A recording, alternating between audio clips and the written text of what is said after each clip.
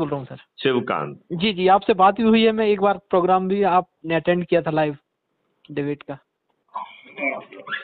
देखो और सूर्यकांत जी, जी मुझे ये लगता है कि हम लोग बहुत अच्छा कर सकते हैं जो हम कर नहीं रहे हैं।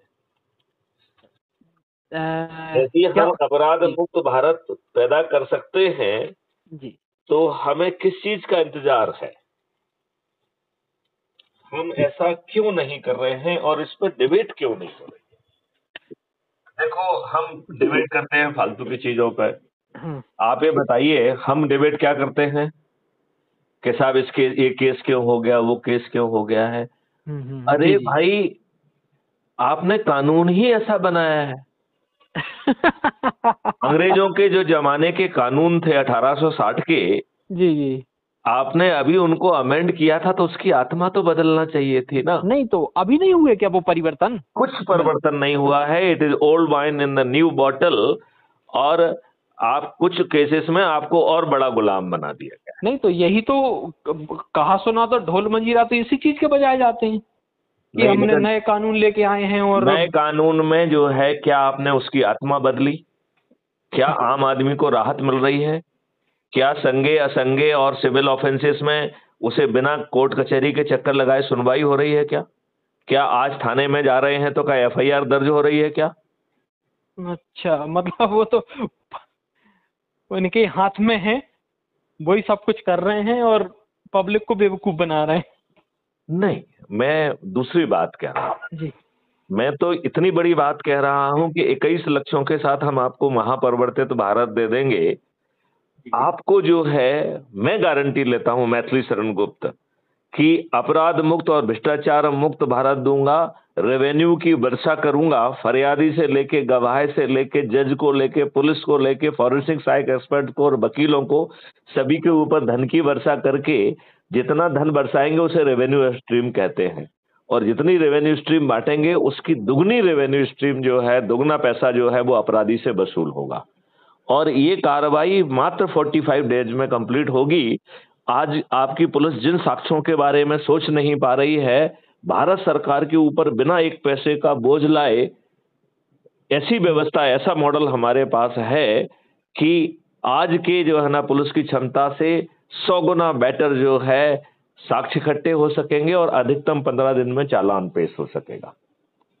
और बिना बिना कोर्ट कचहरी जाए 30 दिन में आपको न्याय मिलेगा। न्याय, जजमेंट नहीं, न्याय, जिसमें न्यायाधीश अन्याय नहीं कर पाएगा, क्योंकि उसमें दो तरीके की अपील का प्रावधान है।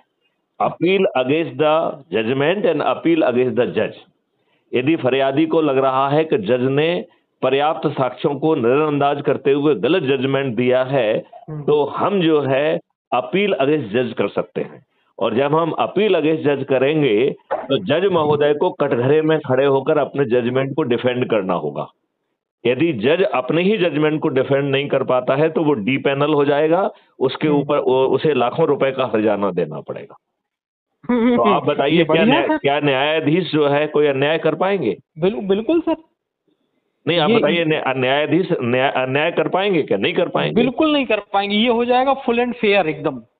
नहीं, तो जब ये डुएबल है भाई साहब शिवकांत जी, मैंने 2017 में ऐसा प्रस्ताव बना के भारत सरकार को भेजा। भारत सरकार ने उस पर 2 साल मंथन करके 2019 में उसे नेशनल पुलिस मिशन बनाया।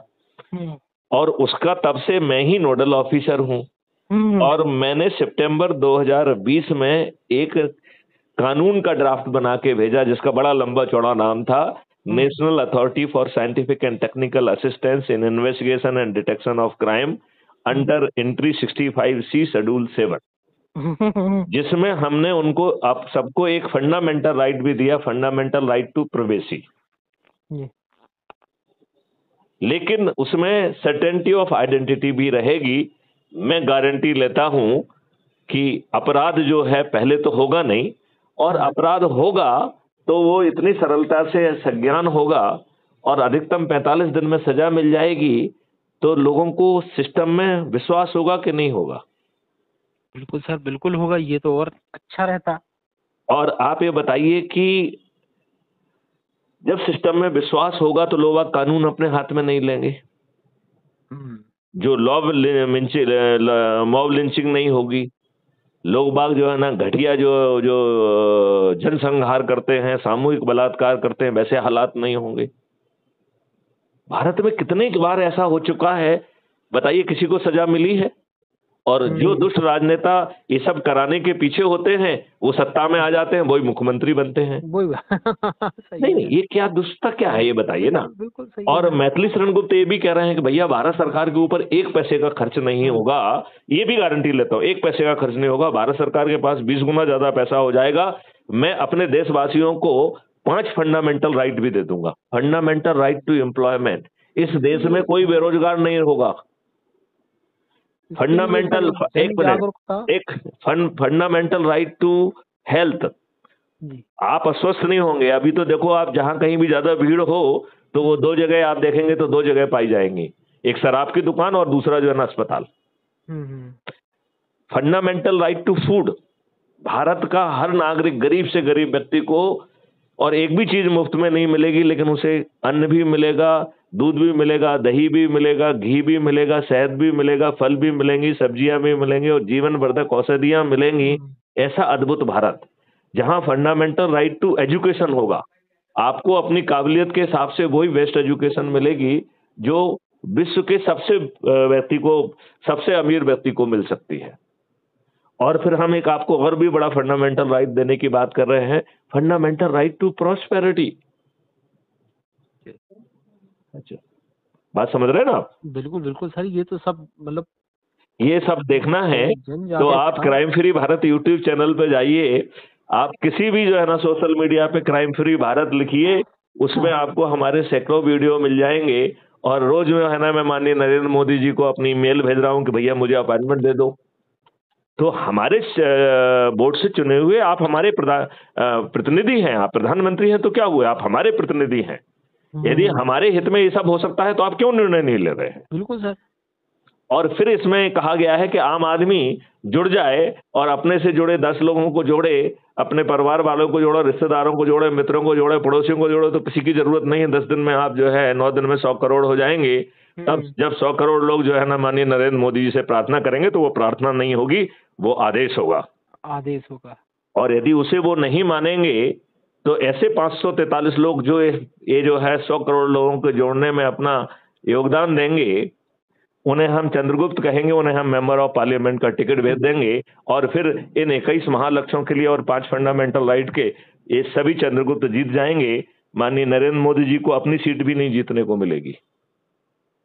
ये बताइए, यदि हम 100 करोड़ लोग इस आसान प्रक्रिया से जुड़ जाते हैं, जिसमें 90 करोड़ को किसी को नहीं जोड़ना है, सिर्फ 9 करोड़ को 10 लोगों को जोड़ना है, सिर्फ 90 लाख को 20 लोगों को जोड़ना है, सिर्फ 9 लाख को 30 को जोड़ना है, सिर्फ 90,000 को 40 को जोड़ना है, सिर्फ 9,000 को जो है ना 50 को जोड़ना है, सिर्फ 900 लोगों को 60 को जोड़ना है, सिर्फ 90 लोगों को 70 लोगों को जोड़ना है, सिर्फ 9 लोग को जो है ना 80 को जोड़ना है, और केवल एक मैथिली शरण गुप्त को 90 लोगों को जोड़ना था, जिन्होंने 1690 से ज्यादा लोगों को जोड़ दिया है। तो जाग जाओ। क्या ये राजनेता आपको अच्छा भारत देंगे? अरे, जो आपको अच्छा प्रतिनिधि नहीं दे रहा है वो आपको अच्छा भारत क्या देगा? आप ये बताइए, ये जाति, धर्म, संप्रदाय और संकीर्ण राजनीतिक सोच के अंतर्गत जो है किनको टिकट देते हैं? धनी लोगों को, धन बल, बाहुबल और अपराधियों को टिकट देते हैं, जो स्वयं अपराध करके जीतते हैं। धन बांटते हैं, पैसा बांटते हैं, साड़ी बांटते हैं। क्या अपराध नहीं है आज के कानून में? बिल्कुल है। तो फिर इस सोच के लोग आपको अच्छा भारत क्यों देंगे? नहीं, उनको तो सरवाइव करना है ना उन्हीं में। तो मैं ये कह रहा हूँ शिवकांत जी, आपको अच्छा भारत चाहिए कि नहीं चाहिए? बिल्कुल चाहिए। आप व्यक्तिगत रूप से क्यों नहीं जुड़ते? अभी मैं आपको मैसेज भेजता हूँ, आप crime free Bharat YouTube channel को सब्सक्राइब करिए। भेजिए सर। और जो है ना उसको वो करिए। ये टीवी डिबेट होती रहेगी, ये असली डिबेट है जो आपको बदल देगी। आपको बच्चों को अच्छा भारत नहीं देना है क्या? बिल्कुल बिल्कुल सर, आप मुझे भेजिए।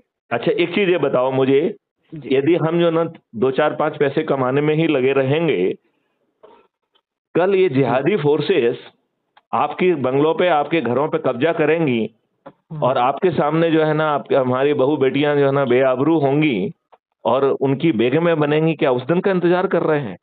नहीं नहीं सर, कब जागेंगे ये बताओ ना मुझे, क्यों नहीं जाग आप रहे हैं आप? सर भेजिए ना प्लीज, आपने अभी। बिल्कुल भेजेंगे, चलिए। अच्छा सर, मैं यूनिट को भेज दूं आपके यहाँ?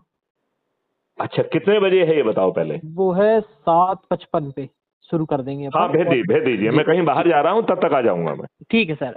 है ना। और एड्रेस सर क्या रहेगा अपना? मैं एड्रेस आपको भेज देता हूँ और ठीक है लोकेशन, सर, उसके लोकेशन भी भेज देता हूँ। ठीक है, ठीक है जी राइट, जी। Okay, okay, thank you thank sir, you. Thank अच्छा, टॉपिक क्या है ये तो बताया ही नहीं आपने मुझे। यू। ये सर टॉपिक अपना यही वाला है, क्राइम वाला, इंदौर में जो घटना हुई है ना। इंदौर में कौन सी घटना हुई? मैं पेपर वेपर नहीं पढ़ता हूँ। इंदौर में क्या हुआ सर, परसों की बात है। ट्रेनी ऑफिसर, आर्मी ऑफिसर थे, हम्म घूमने गए थे अपनी दो महिला मित्र के साथ। हम्म हम्म तो रात की बात है, 12-1 बजे के। उसी दौरान 6-7 लोग आए, हम्म। उनके साथ मारपीट करी, और उनकी जो महिला मित्र थी साथ में, उनके उसमें से एक के साथ गैंगरेप किया। अरे राम राम राम राम। हाँ, तो ये और एक आर्मी वाले ने गोली नहीं मार दी उनको?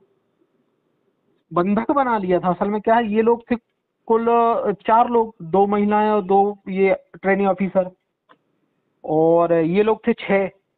आपको आपको ये मालूम है कि नहीं जी। कि आपको अपनी रक्षा के लिए, दूसरों की रक्षा के लिए, हाँ। और विशेष तौर पे बलात्कार ना हो इसके लिए, और अपनी संपत्ति रक्षा करने के लिए और दूसरे की रक्षा, संपत्ति की रक्षा करने के लिए सामने वाले की आप मौत कारित कर सकते हैं, और आपने मर्डर नहीं किया है। ये हम्म। कानून आपको मालूम है कि नहीं? नहीं नहीं सर, बिल्कुल नहीं है इसमें तो इसमें भी थोड़ा तो क्लियर ये नहीं हुआ है कि उन लोग। कानून को जो है ना जन जन तक पहुंचा दिया जाए, जन जन को बिल्कुल। हथियार दे दें। ये साले दुष्ट जो है, जो रेप कर रहे हैं, इनकी हम्म, औकात नहीं होगी रेप करने की। बिल्कुल सर, मैं इसकी थोड़ी और डिटेल आपको भेज दूंगा, आप कहें आप मुझे तो डिटेल जी जरूर दे जी दीजिए। जी जी जी आप जी जी। मुझे जरूर डिटेल ठीक जरूर दे ठीक। दीजिए। अच्छा, शिवकांत जी बताइए, आप जो है ना दूसरों से राय मांगते रहते हैं, आपकी अपने देशवासियों से क्या अपील है, बताइए। सर, जो आपने कहा कि क्राइम फ्री हो, निर्भीक होकर लोग चल सकें, जा सकें, और अपना ईमानदारी से काम कर सकें। आप ये बताइए, हमने कैसा प्रशासन पैदा किया है? 2006 में सुप्रीम कोर्ट ने जजमेंट दिया, वो दिया था जजमेंट माइलस्टोन का, पुलिस रिफॉर्म का, जिसमें कहा था कि स्टेट कमीशन होगा, और स्टेट कमीशन जो है ना पोस्टिंग करेगा, और जो पुलिस जो है उसकी इंडिपेंडेंस भी होगी और अकाउंटेबिलिटी भी होगी। आज दोनों चीजें गायब हैं। कल मुझसे कोई इनकाउंटर पे, यूपी में इनकाउंटर हो रहा है उसके बारे में पूछ रहा था। मैंने कहा कि आप निडर पुलिस क्यों नहीं चाहते, आप निष्पक्ष पुलिस क्यों नहीं चाहते हैं? आप कितने दुष्ट हैं कि हर चीज को जो है ना जाति और धर्म के आईने में देखते हैं, अपने संकीर्ण राजनीति में देखते हैं। किस दिन का इंतजार कर रहे हैं आप? चलिए, तो सूर्यकांत जो है जी ना जी जी, भेजिए, मैं जरा बिल्कुल। जल्दी से लौट के आता हूँ, ठीक ठीक क्योंकि ठीक मैं बाहर निकल रहा हूँ, फिर ठीक मुझे ठीक ठीक, आपके जी जी। वकील के आने तक जो है ना मैं हाँ पहुंच। सर, बिल्कुल बिल्कुल सर। चलिए, जय हिंद, जय भारत, वंदे मातरम, जय गुरुदेव।